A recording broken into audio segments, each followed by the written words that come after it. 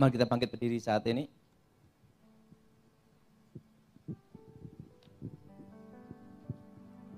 Bapa di surga, dikuduskan namamu, datang kerajaanmu, jadi kehendak-mu. Berkati firman-Mu, berkati kami semua. Darah Yesus sucikan kami, darah Yesus benteng kami. Lawat kami semua Tuhan, dan nama-Mu dimuliakan Tuhan. Berkati kami semua, nyatakan kuasa kasih-Mu. Lawat kami semua secara pribadi ya Tuhan. Di dalam nama Yesus, yang percaya katakan, silakan duduk. Shalom. Hari ini kita bahas tentang orang mati. Ngomong sama sebelahnya, kamu orang hidup. Dalam hidup ini saya paling suka tidak tahu masalah teknologi yang canggih-canggih. Maka saya selalu pakai Nokia. Saya hanya bisa telepon dan SMS. Tidak ada WhatsApp, tidak ada BlackBerry, tidak ada media sosial. Suatu kali ada yang memfitnah saya, membuat komentar ada di medsos di Facebook. Langsung saya ngomong, gimana tahu saya caranya? Wong sampai sekarang aja YouTube tidak ngerti. Jadi saya paling bahagia walaupun saya tidak tahu teknologi canggih-canggih. Nokia selamanya. Nah, hari ini kita akan bahas tentang dunia orang mati. Mari kita buka Alkitab kita saat ini dalam Injil Lukas pasal 16 ayat 19 sampai dengan 31. Saudara yang genap, saya ganjil. Kitab Injil Lukas pasal 16 ayat 19 sampai 31. Ada seorang kaya yang selalu berpakaian jubah ungu dan kain halus, dan setiap hari ia bersukaria dalam kemewahannya.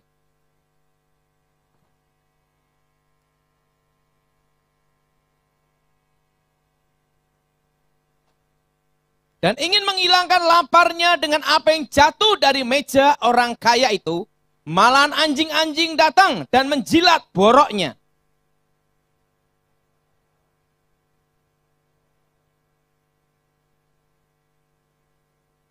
Lalu orang kaya itu juga mati, lalu dikubur. Dan sementara ia menderita sengsara di alam maut. Ia memandang ke atas dan dari jauh dilihatnya Abraham dan Lazarus duduk di pangkuannya.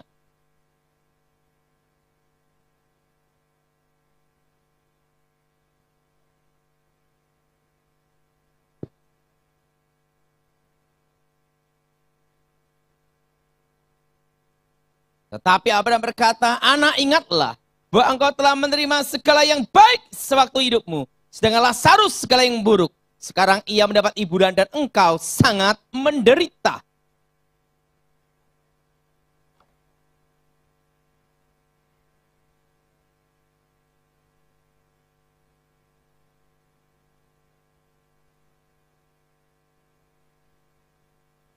Kata orang itu, kalau demikian aku minta kepadamu Bapa, supaya engkau menyuruh dia ke rumah ayahku.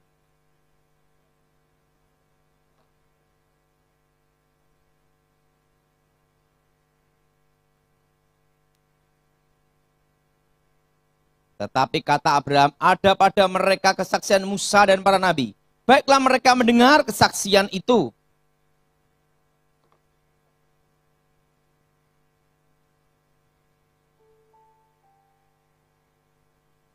Kata Abraham kepadanya, jika mereka tidak mendengarkan kesaksian Musa dan para nabi, mereka tidak juga akan mau diyakinkan, sekalipun oleh seorang yang bangkit dari antara orang mati. Sudah yang kasih Tuhan, di situ dikatakan Lazarus dan orang kaya. Kalau kita perhatikan, Lazarus mati kelaparan karena dia bukan orang Manado. Kalau dia orang Manado, dia tidak akan mati kelaparan. Kenapa? Anjing menjilat langsung jadi rica-rica. Tapi Lazarus orang Yahudi, maka dia mati kelaparan. Dan Alkitab mengatakan bahwa rohnya dibawa ada di pangkuan Abraham. Dan orang kaya itu juga mati. Dan ada di dunia orang mati. Dan dikatakan ada jurang pemisah. Ada apa saudara? Ada jurang apa? Jurang pemisah. Nah, hari ini kita bahas. Kenapa ada pemanggilan arwah? Kenapa ada namanya penghormatan arwah? Karena setelah Imlek rata-rata biasanya setelah itu ke kuburan. Betul? Betul? Betul? Yang ngomong ya itu sering lakuin. Nah, saudara, kenapa ada penghormatan arwah dan ada namanya pemanggilan arwah? Yang pertama, dipercaya ada kehidupan setelah kematian. Apa saudara? Ada apa saudara? Ada kehidupan setelah apa? Kematian. Yang kedua, dipercaya bahwa arwah orang meninggal bisa menjadi pengantara antara Allah dan manusia, antara dewa dan manusia. Makanya ada orang-orang tertentu di kuburan memanjatkan doa-doa, terutama di kuburan orang yang dianggap suci, sakti, atau pembuka desa, atau pembuka kampung, atau pembuka kota. Supaya apa? Supaya arwah orang meninggal ini membawa doa-doa yang dikatakan itu menghadap kepada Yang Maha Kuasa. Maka ada namanya penghormatan arwah. Apa saudara? Apa saudara? Terutama arwah leluhur. Makanya ada yang di kuburan, sembayangan. Nah, supaya apa? Supaya arwah orang yang meninggal ini membawa doa-doa mereka kepada Yang Maha Kuasa. Nah, yang ketiga, dipercaya bahwa arwah orang yang meninggal itu tahu masa lalu dan masa akan datang. Apa saudara? Tahu masa lalu dan apa saudara? Masa akan datang. Maka disebut roh peramal. Apa saudara? Nah, dan yang keempat, dipercaya bahwa arwah orang yang meninggal itu punya kemampuan, kekuatan supranatural. Apa saudara? Dan yang kelima, ini yang parah, saudara. Dipercaya arwah orang yang meninggal lebih jujur daripada orang hidup. Makanya kalau ngimpi ketemu kakeknya yang sudah mati, besok nomor togelnya 50, belikan. Dan kasih wedang kopi di kuburan. Walaupun dia tahu ayahnya tukang tipu, tetap nomor togel dibelikan 50. Tiba-tiba blong, tidak keluar nomornya, mimpi lagi dibelikan. Makanya waktu zaman SD SB, yang tidak mimpi dipaksa mimpi, betul? Termasuk orang gila ditanyain nomor, betul? Yang ketawa pernah nanya orang gila. Kenapa? Dipercaya bahwa arwah orang yang meninggal lebih jujur daripada orang hidup. Nah, makanya ada namanya pemanggilan arwah. Nah, sebelum saya bertobat, saya belajar ilmu Ngerogo Sukmo. Waktu saya belajar ilmu Ngerogo Sukmo, guru saya berkata sama saya, dalam ilmu Ngerogo Sukmo itu adalah dasar dari ilmu kebatinan. Dasar dari ilmu batin. Nah, tetapi ada resikonya. 80% gagal. Maksud guru gimana? 80% gagal, kamu mati. Karena kamu harus mengalami hidup dalam mati. Nah, waktu di tengah-tengah antara hidup dan mati, banyak yang keterusan mati. Ngerogo Sukmo ini. Itu berat, saudara. Mati sak juring urip, urip sak juring pati. Antara hidup dan mati di tengah-tengah. Nah, 80% gagal, mati. Nah, 20% hidup. Hidupnya gimana? 10% edan. Contohnya ada enggak guru? Ada. Cantrikku, pembantu setiaku. Ini, orangnya gini. Karena dia Ngerogo Sukmo gagal, jadi gini. Nah, 80% mati, 20% hidup. 10% berarti tinggal 10%. Kalau 10% berhasil gimana? Kamu akan menguasai semua ilmu batin. Karena itu dasar dari ilmu batin. Yaitu apa? Kamu bisa punya kemampuan. Roh kamu pindah ke binatang. Termasuk roh kamu bisa masuk dalam tubuh manusia untuk menyetop jantung manusia. Santet tingkat tertinggi. Stop! Selesai. Tapi 10%. Pikir dulu. Terusan saya tanya guru saya, guru, pernah enggak dalam setiap generasi yang berhasil? Tahu enggak kenapa kamu saya pilih? Karena banyak yang gagal. Jadi tinggal sekarang kamu. Guru, apakah aku pasti berhasil? Lihat dari mata kamu, mata pembunuh, pasti bisa. Tapi kalau gagal gimana? Mati. Hidup 10%. 10% apa yang saya lakukan? Waktu itu saya gini, saya lakukan tanpa bertanya. Coba. Itu antara hidup dan mati. 3 hari 3 malam tanpa makan, tanpa tidur. Hanya menatap satu tintir. Itu namanya teplok dari minyak tanah, api. Itu konsentrasi di situ. Nah, dari sampai apinya itu 1, tiba-tiba terpecah menjadi 4-5. Kenapa 4-5? Karena kepala udah gini. Kepala udah gini. Kenapa? Kan konsentrasi terus. 1 jam konsentrasi, udah gini. Betul? 2 jam konsentrasi, 3 jam jadi sih. Itu apinya jadi banyak. Terus konsentrasi. Sama guru saya dikasih minyak teplok terus. Nah setelah itu tiba-tiba begitu langsung kembali ke api 1.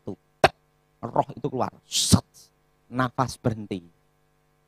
Disitulah dasar ilmu batin. Disitulah saya tahu yang namanya sedulur papat limo panjen. Apakah di dalam diri manusia ada saudara kembar.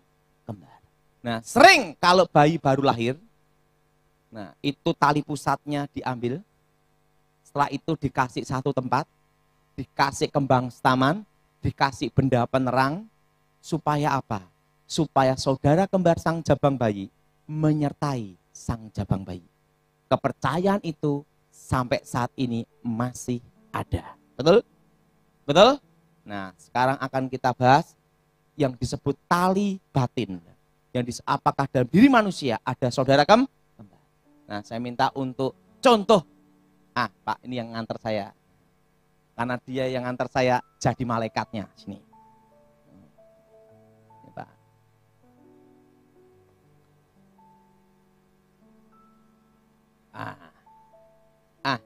Ya. Ini Bapak sini, Pak. Iya. Contoh aja.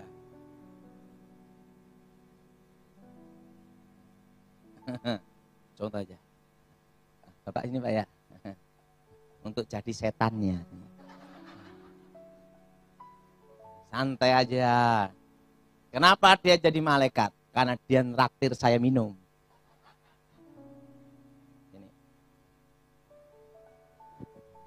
Ini tak kasih nama Pak Bejo. Sebelum dia sebesar ini, pasti pernah menjadi seorang bayi. Betul? Langsung di sini adalah setan. Kenapa ada setan? Ingat, setan seperti singa yang mengaum-ngaum mengelilingi kita. Betul? Langsung di sini ada malaikat. Haleluya. Kenapa ada malaikat? Karena orang tuanya orang Kristen. Malaikat Tuhan berkemah di sekeliling kita. Waktu usia 1 tahun, roh setan ini membentuk sama seperti dia 1 tahun. Malaikat tidak berubah bentuk. Usia 7 tahun, roh ini membentuk sama seperti dia 7 tahun. Tapi malaikat tidak berubah bentuk. Usia 17 tahun, roh ini membentuk sama seperti dia 17 tahun. Malaikat tidak berubah bentuk. Usia 17 tahun, murtad menyangkal Tuhan. Belajar ilmu batin. Rogo Sukmo. Malaikat pulang. Goodbye, pulang. Pertama kali dia lihat adalah roh ini. Makanya orang kalau ngerogoh sukmo, yang pertama kali lihat adalah dirinya sendiri. Apa saudara? Wujudnya sama, tapi telanjang. Kok tahu Pak? Praktek. Dan roh ini yang pertama kali masuk. menghubungkan roh-roh yang lain. Jelas? Jelas? Menghubungkan apa saudara? Usia 70 tahun mati. Innalillahi. Karena tidak dalam Tuhan, langsung terpisah di antara orang hidup. Dunia orang, ada jurang tetapi yang ada di kuburan adalah ini. Yang wujudnya sama seperti ini. Dan roh ini pula yang mendatangi anak cucunya ini. Suaranya sama, cara bicara semua sama. Kenapa? Karena roh ini yang mendampingi sejak lahir. Jelas? Jelas? Nah, biasanya kalau pemanggilan arwah, baca mantra, 3 kali. Gedruk. Nah, roh ini yang muncul. Kenapa 3 kali? Karena passwordnya 3 kali. Pak, kalau terlalu semangat keterusan 4 gimana? Nggak muncul. Passwordnya B. Kenapa 3 kali? Apa yang dilakukan setan itu tidak ada hal yang baru. Itu menjiplak, menduplikat apa yang dilakukan Tuhan untuk menyesatkan manusia. Ingat, 3 hari Yesus bang. Dek, dek, dek, dek. Muncul. Nah, roh ini pula nanti akan ngajarkan kalau dipanggil masuk ke dukun, lep ilmu perewangan, dek tidur, langsung bangun, suaranya semua sama, langsung ngajar yang baik-baik. Kok tahu Pak? Praktek. Kenapa roh ini tahu semuanya tentang ini? Karena roh ini mendampingi sejak lahir. Yang roh ini pula yang menghantarkan untuk melajari ilmu Rogo Sukmo. Apa itu Rogo Sukmo? Pada waktu roh ini keluar, berarti ini kosong. Artinya apa? Harus ada roh yang masuk, ini yang menggantikan. Sehingga tubuhnya ini adalah rohnya ini. Tapi rohnya ini sudah keluar. Kau tahu Pak? Praktek. Nah, makanya orang Rogo Sukmo itu nafas pasti berhenti. Jantung berdetaknya tambah pelan. Tidak boleh lama-lama. Kenapa? Kalau lama keterusan bablas mati. Nah, karena apa? Karena yang di tubuhnya ini adalah roh lain. Jelas? Ini yang untuk gantiin rohnya ini. Nah, rohnya dia di mana? Keluar. Nah, makasih. Maka disebut tali batin. Apa saudara? Karena yang menggantikan. Nah, sebelum saya bertobat, ilmu ini sering saya gunakan untuk adu ayam. Saya kan suka adu ayam. Saya itu adu ayam usia 9 tahun. Sudah bawa kisah. Apit, asor, pur, apal. Beli ayam yang pedotan pernah kalah. Kalau ayam pedotan pernah kalah, dihadapkan lawan yang bentuknya sama dengan yang pernah ngalahkan ayam itu, satu air pasti keok. Betul? Yang semangat ngomong keok sering adu bite. Waktu pertama ayam saya lari. Waktu kedua ayam saya lari. Kalau ketiga lari dinyatakan kalah. Waktu yang ketiga itulah di kalangan ayam itu saya mundur. Kenapa mundur? Karena badan saya tidak boleh disentuh oleh manusia. Kalau disentuh manusia, bablas mati. Makanya harus menguasai ilmu tameng wojo. Dan tali batin itu harus yang menggantikan rogo saya. Begitu mundur, baca mata tameng wojo. Kalau orang nyentuh mental, dibacok kebal. Roh saya keluar dari tubuh. Kalau ketiga nyatakan kalah, saya itu taruhan dinaikkan 1.000 jadi 5.000. Saya bertaruh di ayam saya. Lawan saya semua yang kalangan bertaruh di lawan saya. Waktu yang ketiga itulah roh saya keluar. Yes, pindah ke ayam. Langsung yang di dalam adalah saya sendiri. Langsung tak jebret, keok. Biasanya tak sikat bagian pantat ayamnya. Keok. Menang. Makanya saya adu ayam tidak pernah terkalahkan sampai sekarang. Kenapa? Setelah bertobat berhenti. Jadi, karena kalau sampai kalah lagi kan berarti rekornya pernah kalah. Makanya saya tidak mau. Setelah bertobat berhenti. Karena rohnya keluar, pindah. Disitulah saya belajar dasar ilmu batin. Nah, pada waktu Ngrogo Sukmo, yang pertama kali lihat adalah dirinya Kenapa diri sendiri? Ini yang menggantikan roh yang dalam raga. Jelas? Ini masuk, ini keluar. Supaya raga ini tidak kosong. Nah, setelah itu, waktu Ngrogo Sukmo, saya lihat, waktu itu saya lihat sekali, yaitu awan hitam, namanya alam gaib. Nah, di situ akan ketemu raja-raja zaman dahulu, panglima-panglima, jenderal-jenderal, presiden-presiden zaman dulu yang mati-mati. Itu namanya alam gaib. Tapi itu bukan arwah orang mati, tetapi roh-roh setan yang mendampingi mereka-mereka yang sudah Nah, itu ada di alam ini. Makanya ada orang bertapa ketemu Gajah Mada. Ada yang bertapa ketemu Presiden Soekarno. Waktu bertapa ketemu Hayam Wuruk, ketemu Raja Siliwangi. Itu ada di mana? Ada di alam maya ini, alam gaib ini. Ini adalah bukan arwah orang mati, tapi roh-roh setan yang mendampingi mereka. Mereka yang sudah mati zaman dahulu. Jelas? Nah, setelah itu, di situ ada lautan kaca. Seluruh dunia bisa dilihat.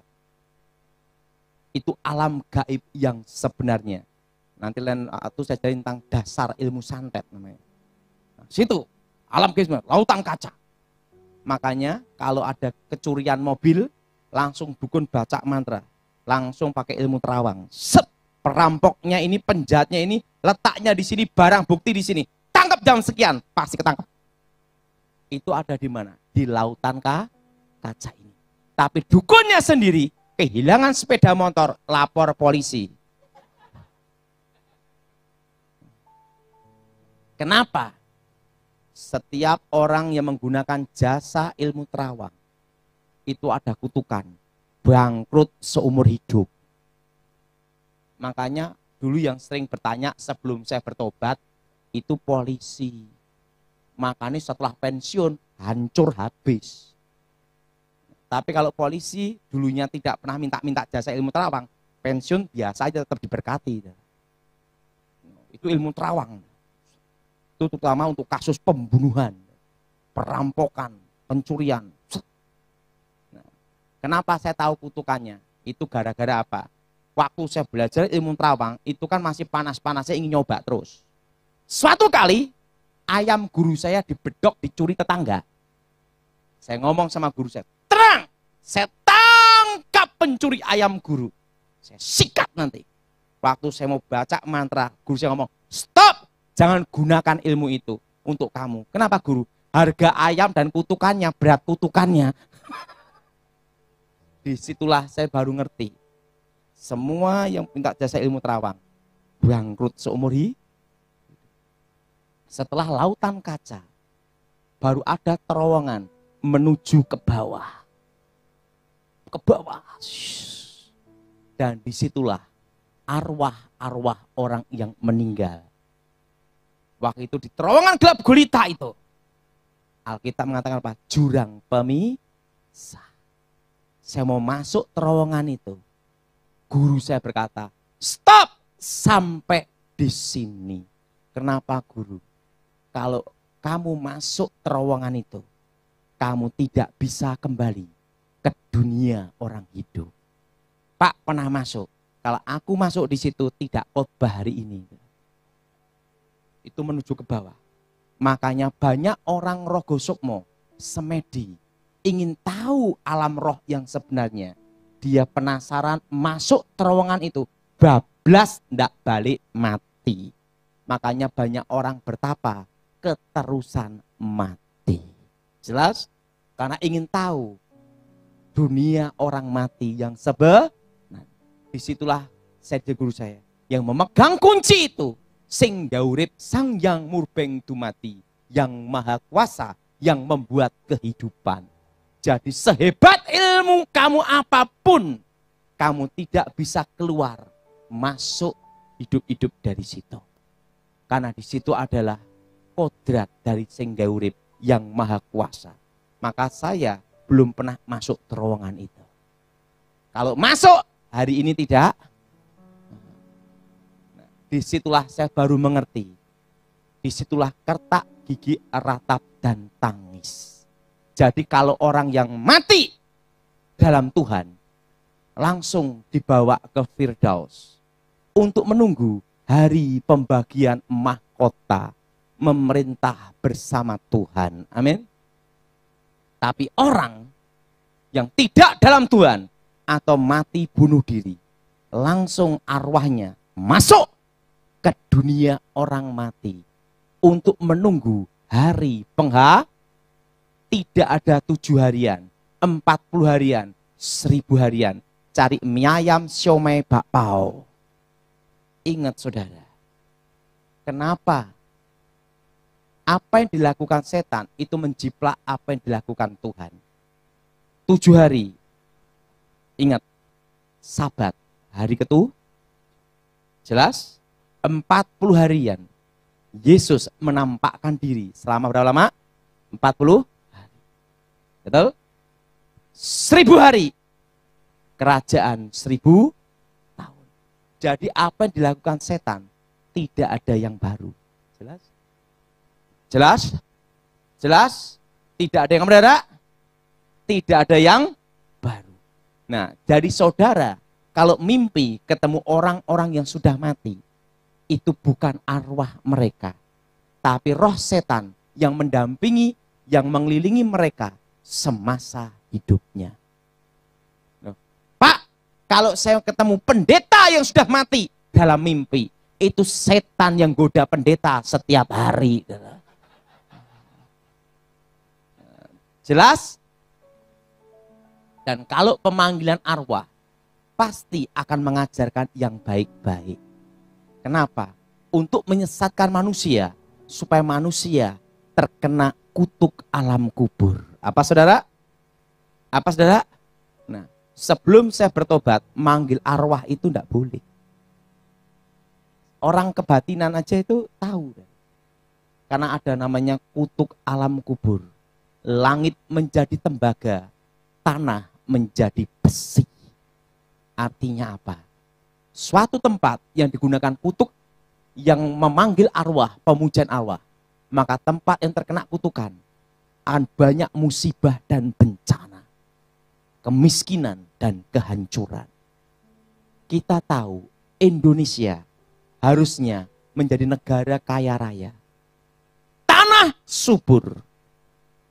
Tongkat kayu dilempar jadi pohon. Karena tongkatnya dari pohon singkong. Betul? Betul? Betul? Didukung oleh 2 musim. Kemarau dan hujan. Artinya bisa panen setiap kali. Betul? Beda di luar negeri. Harus ada apa? Musim salju. Emas, uranium, tambang, batu bara, minyak bumi. Semua ada di Indonesia.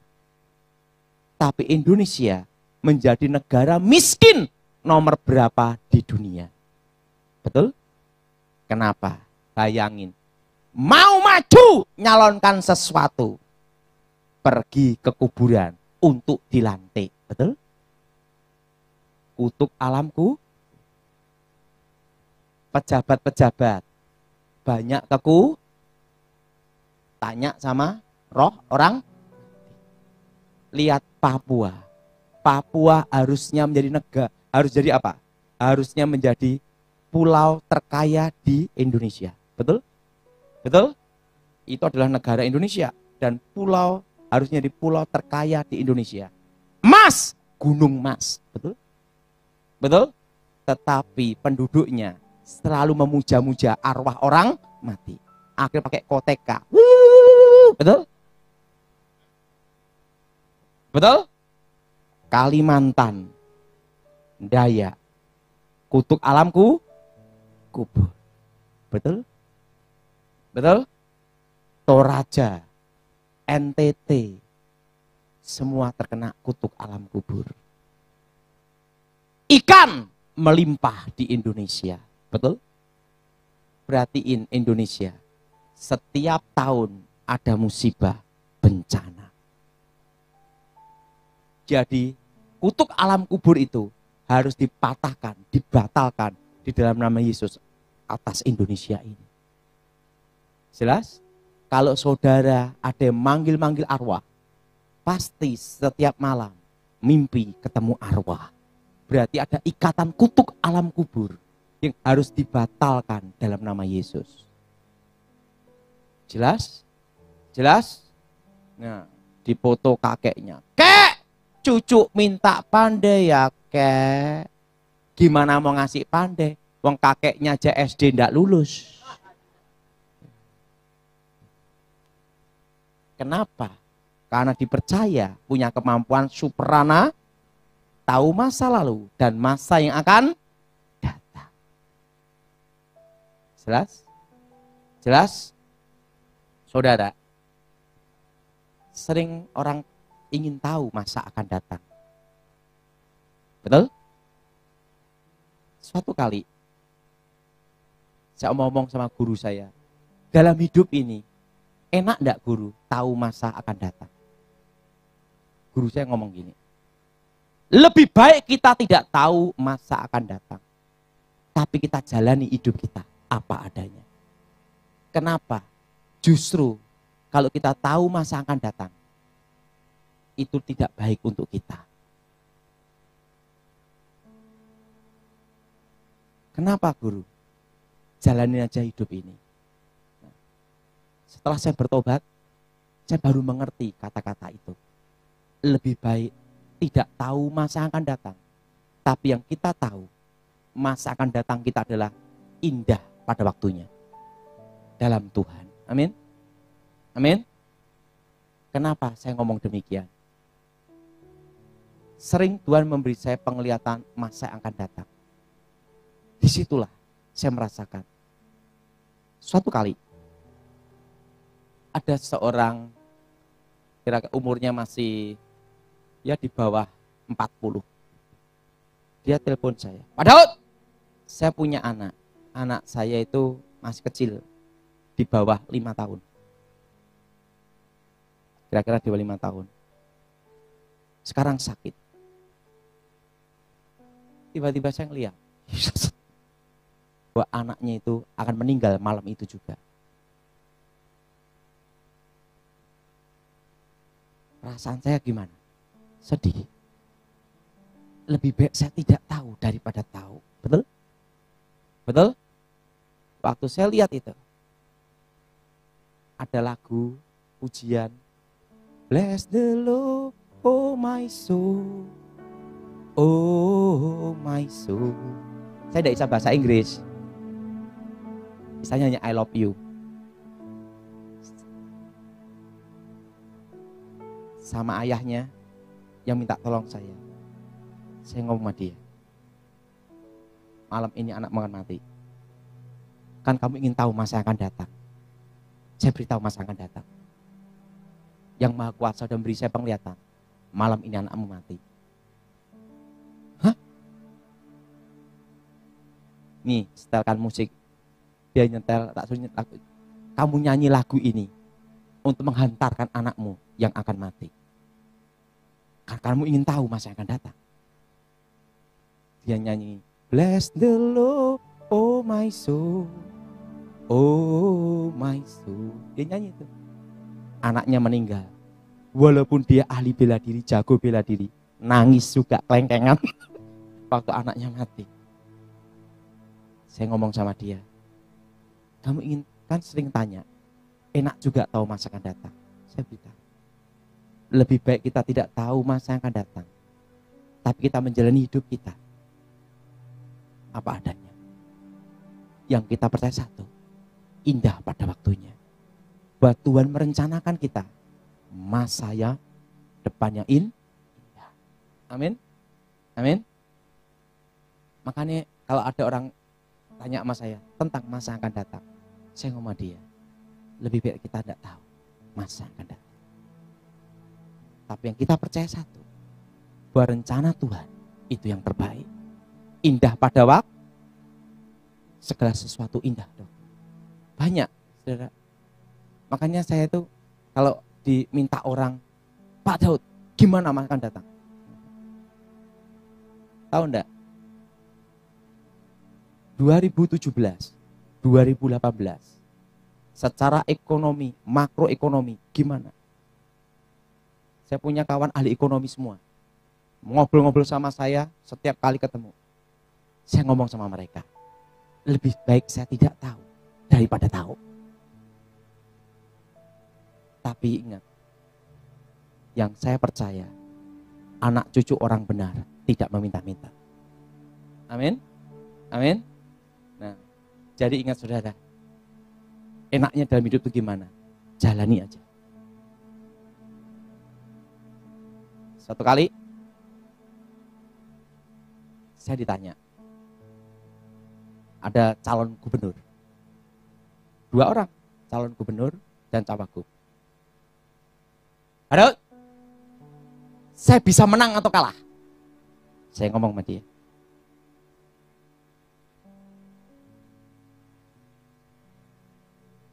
Kalah atau menang, itu urusan belakang. Yang penting maju duluan. Jalan dulu baru mikir. Karena ke depan kita tidak tahu. Betul? Betul? Betul? Yang saya percaya satu, bahwa rencana Tuhan itu yang terindah. Yang kedua, kalau kita mati dalam Tuhan, detik itu juga kita ada di untuk menunggu hari pembagian mahkota, memerintah bersama Tuhan. Sebenarnya saya itu tidak mau jadi hamba Tuhan. Pak Irman tahu perjuangan hidup saya. Karena hamba Tuhan itu banyak proyek thank you-nya. Proyek terima dan iman terus, uangnya tidak jelas. Saya beritahu, saya hargai keberanian Pak Irman. Dari Tuban sampai Surabaya.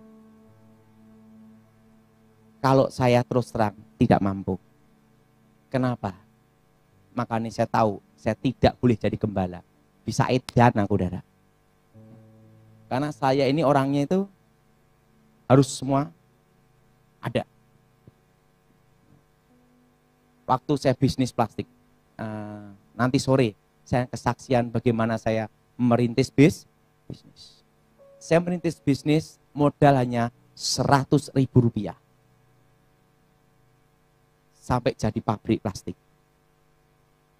Dan puji Tuhan, dari saya lahir sampai umur 43, saya tidak pernah utang bank. Saudara boleh cek bank seluruh dunia tentang saya, pasti seputih salju. Bahkan ada satu owner bank ngomong sama saya, Pak Daud, buat sekali-sekali Pak Daud utang. Tak kasih 2M tanpa jaminan. Cukup jaminannya hanya 1 tok. Nama Daud Tony aja, udah cukup. 2M. Enggak, kenapa? Kebetulan saya ini enggak bisa utang. Saya utang 1 juta aja, bisa stres aku. Nah, waktu saya merintis bisnis, saya berhasil. Di situ saya lupa panggilan Tuhan. Waktu saya lupa panggilan Tuhan, karena apa? Saya lihat pendeta, saya kan sekolah Alkitab, tahu persis kehidupan pendeta. Capek-capek doakan dalam nama Yesus sampai idunin tek. Pulang, jemaatnya berkata, thank you, Tuhan berkati. Wah, ini bukannya cuan tapi nombok. Pulang pergi bayar wah, ketok ini jadi hamba Tuhan nih, waduh, enggak cocok ini. Saya lihat teman-teman saya, tahu enggak? Saya salut sama Pak Irman. Saya itu sekolah Alkitab perintisan. Dari kelas 1 sampai lulus. Hanya 2 orang, saudara. Jemaat hanya 2 orang toh. Kalau satunya mati, berarti tinggal.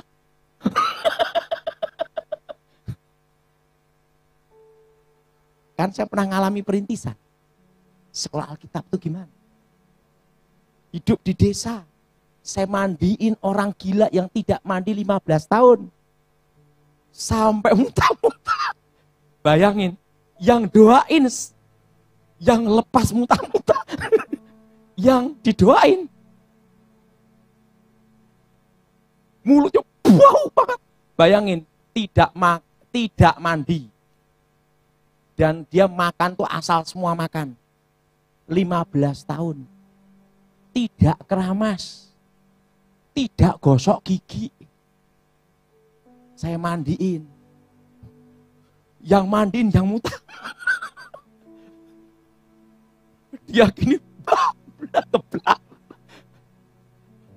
Saya lihat perjuangan untuk jadi hamba. Saya bisnis berhasil. Saya tidak khotbah. Makanya sempat Pak Irman pernah ikut kelas saya di Kertajaya. Setelah itu tiba-tiba menghilang. Kenapa? Berat pelayanan itu. Setelah saya bisnis berhasil, tiba-tiba waktu saya doa, Tuhan bicara sama saya, Daud, ada apa Tuhan? Sudah waktunya kamu pulang ke rumah Bapak. Hah? Mati. Saya ngomong sama Tuhan, aku belum siap. Karena aku belum memberikan hidupku yang terbaik. Tuhan, kalau umurku boleh diperpanjang, aku akan melayani Engkau baik-baik. Tapi perkenankan hidupku boleh diperpanjang. Tuhan berkata, hari ini kamu pulang. Di situ bingung saya. Gimana modelnya saya mati? Apa model gini? Bingung. Karena apa? Belum sih. Karena belum menjalani proyek thank you. Saya pamit mama saya. Mama, saya mau pulang ke rumah Bapak. Wait, Tuhan apa?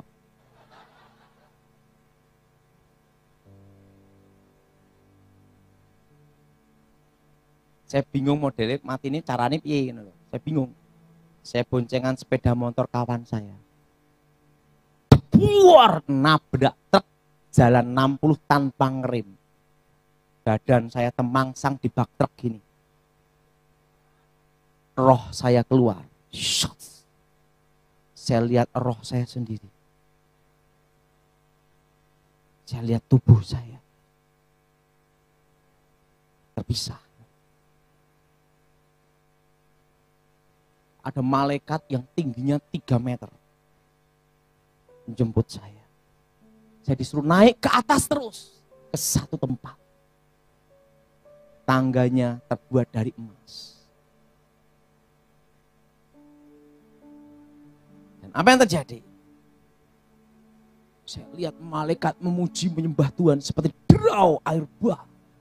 Dan disitulah malaikat itu menjelaskan ke saya. Di sana ada satu bahasa. Bukan bahasa Indonesia. Bahasa malaikat. Saya juga ngomong. Ada bahasa di sana. Ada bahasa di sana. Lagu-lagu pujian penyembahan sebelum dinyanyikan di bumi, terlebih dahulu dinyanyikan di surga. Jadi lagu-lagu baru kita di bumi ini, itu lagu expirednya surga. Stok lama. Dan waktu itu saya dengar lagu apa? Biar awan kemuliaanmu turunlah memenuhi bait suci. Pedro air bah. Malaikat itu ngomong, mari kau ke satu ruangan dulu. Saya disuruh masuk satu ruangan sebelum menghadap yang maha kuasa. Saya masuk ruangan, tirainya terkoyak dari atas ke bawah. Saya lihat tabut perjanjian. Malaikat itu berkata, apa yang dilihat Musa tentang kemah suci, inilah gambaran dari tempat ini. Di situ saya lihat tabut perjanjian. Saya masuk ruangan maha kudus.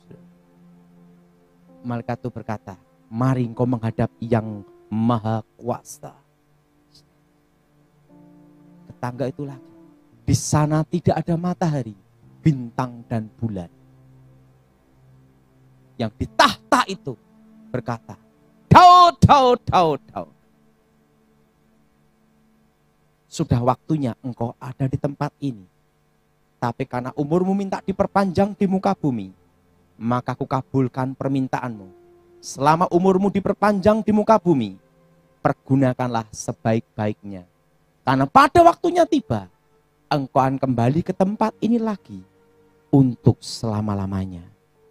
Tapi sebelum engkau kembali ke muka bumi, akan kutunjukkan masa yang akan datang atas hidupmu, bangsamu, dan dirimu. Yes. Langsung yang di tahta itu tangannya gini. Yes. Ke layar lebar. Jadi sebenarnya hari-hari yang akan terjadi atas hidup kita sudah ada di sana. Saya lihat bom meledak di sana sini. Waktu saya lihat bom meledak di sana sini, saya ngomong sama Tuhan, Tuhan, aku enggak jadi balik, enggak apa-apalah. Gimana mau balik, mau siap di bom apa? Saya lihat Indonesia terpecah menjadi tiga. Timor-timor sudah pecah. Ada dua lagi yang akan pecah. Saya lihat pergulaan. Yes. Indonesia akan dipulihkan Tuhan. 25 tahun dimulai krisis 98. Yes. Krisis 98. Indonesia dipulihkan. Berapa lama saudara? 25 tahun. Berarti masih tahun berapa? 2023. Pemulihan itu awal pemulihan. Apa saudara? Awal apa? Awal 2023. Itu baru awal. Yes. Langsung tunjukkan. Mari akan kutunjukkan di rumah Bapakku banyak tempat tinggal. Tangan saya dipegang. Satu tempat. Saya tidak bisa lihat wajahnya. Terang ke matahari. Akulah Alfa, akulah Omega, akulah YHWH.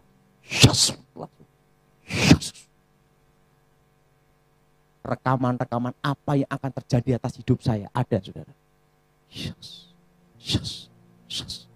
Nah, ditunjukkan tentang rumah Bapak, lantainya emas. Dan di situ ada pagar. Pagar itu terbuat dari apa? Batu blue safir, batu ruby, batu emerald, dan tidak ada batu akik.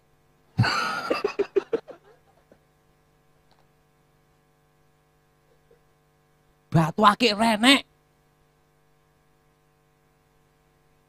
Saya lihat apa? Batu ruby, vision blood merah darah.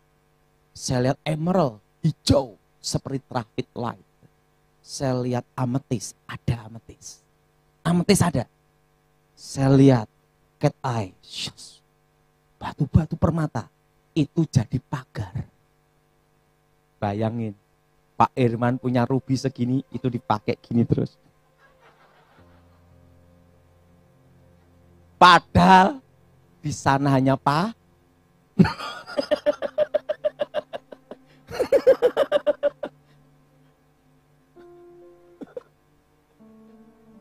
Lantainya emas.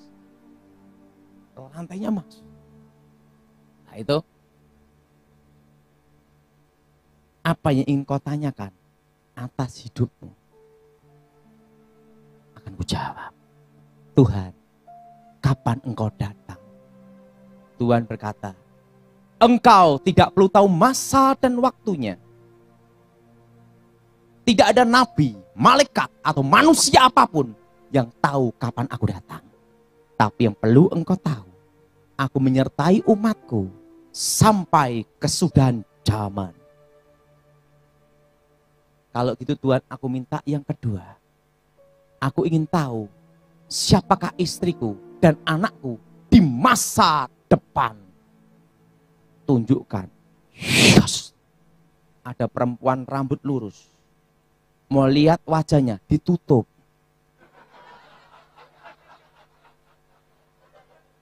Tuhan, ini yang rambut lurus jutaan gimana nyarinya?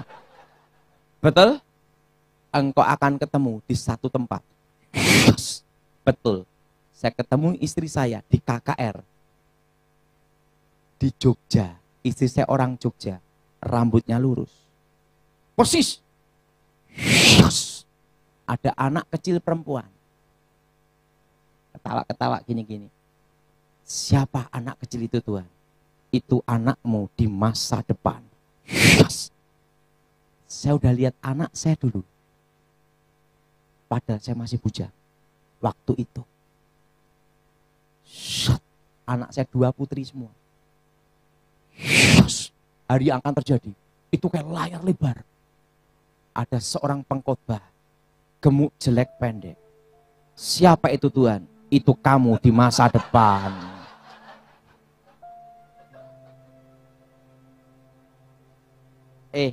Saya waktu ketemu Pak Irman, saksinya ada. Saya tuh kurus. Kurus gini. Waktu saya bertobat, itu beratnya 30-an.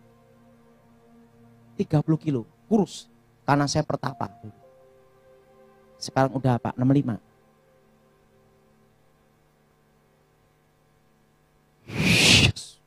Hari-hari akan terjadi. San, engkau jadi penasihat orang-orang terkemuka di negerimu. Yes. Benar. Waktu di pemerintahan SBY, saya diminta untuk jaga presiden. 10 tahun saya jaga presiden. Dan mundur dengan terhormat. Kenapa mundur terhormat, Dara? Karena 10 tahun saya bertugas. Saya banyak ninggalin keluarga. Saya ingin sama keluarga kembali. Karena tugas siap sedia sewaktu-waktu. Lihat semua. Saat Tuhan ngomong, sudah waktunya kamu balik ke rumah orang tuamu. Tuhan, sebelum aku kembali ke rumah orang tuaku, aku minta satu hal. Jangan engkau tolak. Kalau engkau tolak, lebih baik aku tetap di sini saja. Baiklah. Permintaanmu akan kukabulkan. Kecuali satu. Bukan kedatangan. Saudara. Tuhan, jangan beri aku kekayaan. Nanti kalau aku kaya, lupa siapa engkau. Dan jangan beri aku kemiskinan. Karena orang miskin itu modalnya nekat dan susah. Aku minta satu aja Tuhan. Apa? Cukup bisa beli apa-apa.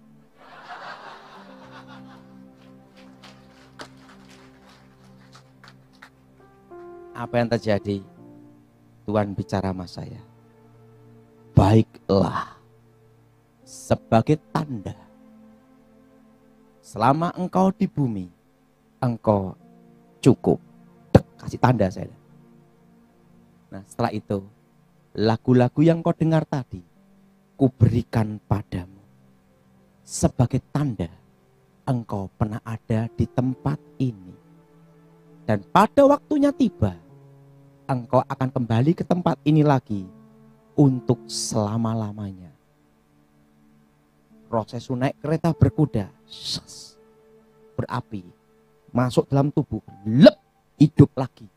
Mama saya, Daud mati, kok hidup lagi? Disitulah saya mulai melayani Tuhan. Dan lagu-lagu itu, semua alat musik saya bisa pegang, tidak bisa main.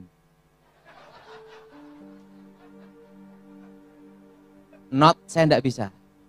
Tapi lagu-lagu itu terdengar di telinga. terciptalah lagu Awan Kemuliaan. Ku tak ingin jauh darimu Tuhan, bawaku ke tempat kediamanmu. Lagu saya. Tapi kenapa saya tidak nyanyi sendiri? Kalau aku nyanyi suara hancur. Lagu di gereja Pak Gilbert, bagimulah kemuliaan, lagu saya. Nah, lagu saya yang terbaru tinggal direkam. Lagunya gini, tapi ingat, suaraku hancur. Bocorannya aja ya. Bila ku melihat langit adalah karyamu, bumi adalah ciptaanmu. Bila ku melihat laut segenggam tanganmu, siapakah aku di hadapanmu? Berharga di hadapanmu. Terus cari sendiri. Udah tak rekam, tinggal direkam, udah jadi, tinggal diperbanyak. Waktu itu saya ditanya, Daud, ini kalau direkam royaltinya gimana? Udah untuk gereja aja Pak Gilbert. Kenapa Pak Gilbert? Kok Daud, kenapa untuk gereja?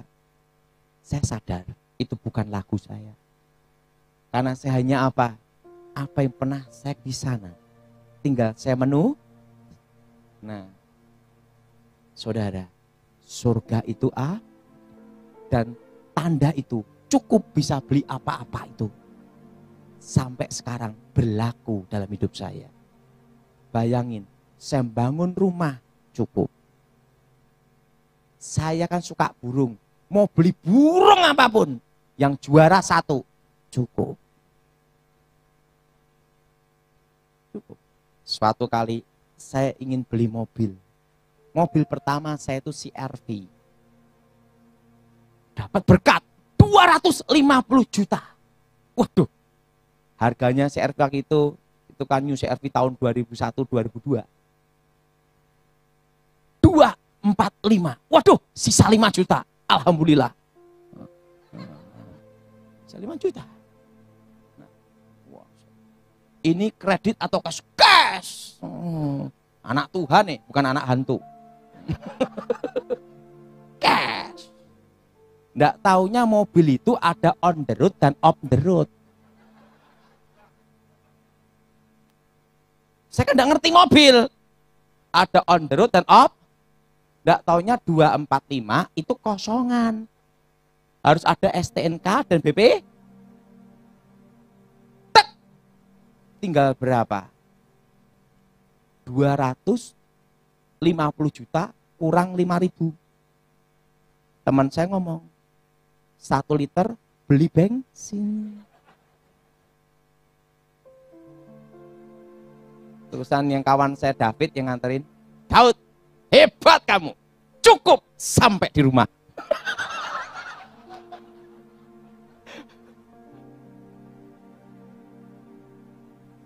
Saya walaupun gini, anak saya sekolah di international school semua. Saya ngomong sama Tuhan satu, oke, saya jalanin aja, cukup. Saya ada franchise Alfamart, ada, cukup sampai jadi franchise. Jadi apa saya lakukan tuh cukup aja. Nah, suatu kali teman saya ngomong, kamu salah sih Daud. Kamu harusnya ngomong, cukup bisa beli apa-apa, nambah cukup gitu. Jadi supaya tidak pas terus. Saya ingin batu, emerald, blue sapphire, cukup semua, ada. Cat eye, ada semua. Berlian, 5 kat, punya saya. Punya. Cukup semua. Nah, tapi cukup aja.